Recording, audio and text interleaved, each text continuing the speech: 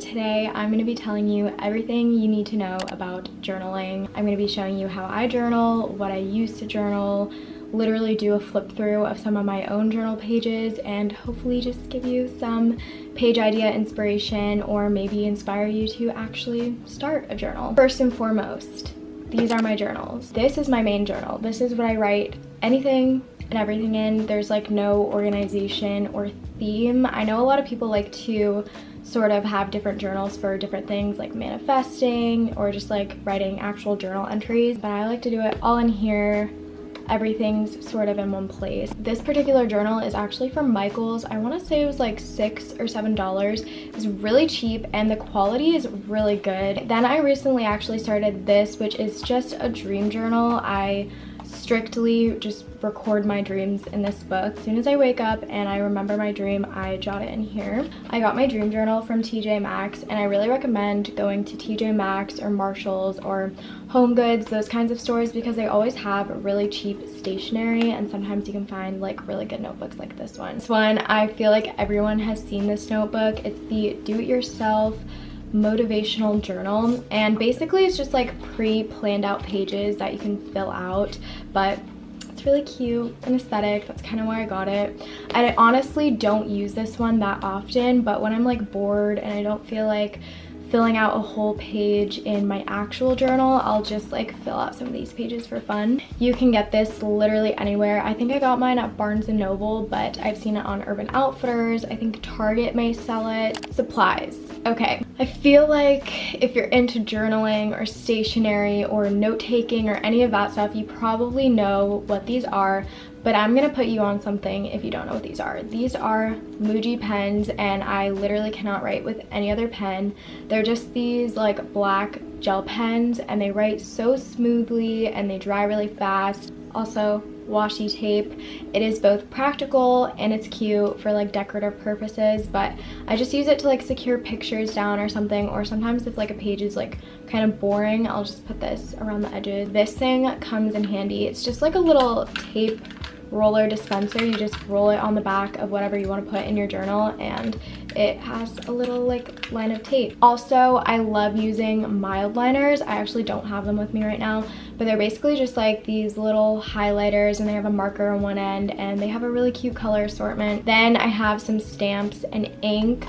Again, more just for like decorative purposes. If I don't want to like write out a title, I will stamp it on. I just have these letters, this little smiley face. I started writing in this particular journal on July 28th, 2020. I started journaling in like, I would say not the peak, but when COVID was still kind of fresh and new last year, and it was just like a crazy time in my life, and I was amazed at how stress relieving and therapeutic it is to just like write down in a journal. It's definitely benefiting my current self now, just because it really does help me a lot, but also my future self, because I'm gonna be really glad when I can like look through my journal from when I was younger and just like see all these like milestones in my life documented, or just like kind of getting in the mindset of how I was when I was younger. I don't know, I think that's really cool. Probably what everyone cares about.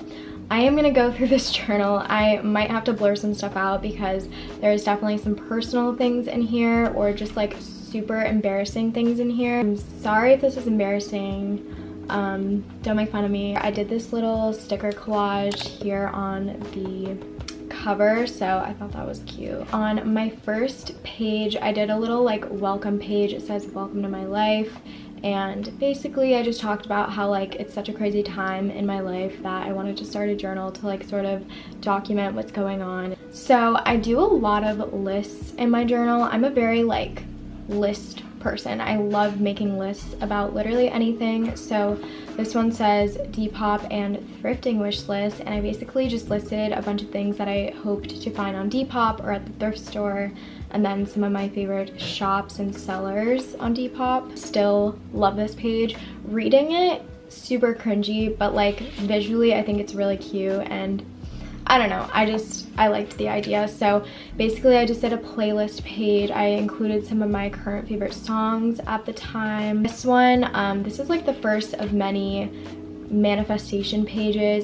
Basically I was just talking about how much like everything is different in the world right now, like how it's affecting my life and like COVID. Next I made this little collage. This is also like cringy. I don't know why I wrote like the things I did on here, but I think it looks really cool, and I don't know, something I just did when I'm bored. Again, we have some more lists. I talked about places I want to go, which is a lot of places, some video ideas. Again, just sort of a little journal entry, brain dump page. I put some films I wanted to watch. Another page about college and me basically just having a mental breakdown because I didn't want to go, but here we are now. I'm a sophomore and it turned out fine. This is actually embarrassing because this page is from almost a year ago, and that is the video I'm doing now. I literally planned this video out a year ago and am just doing it now.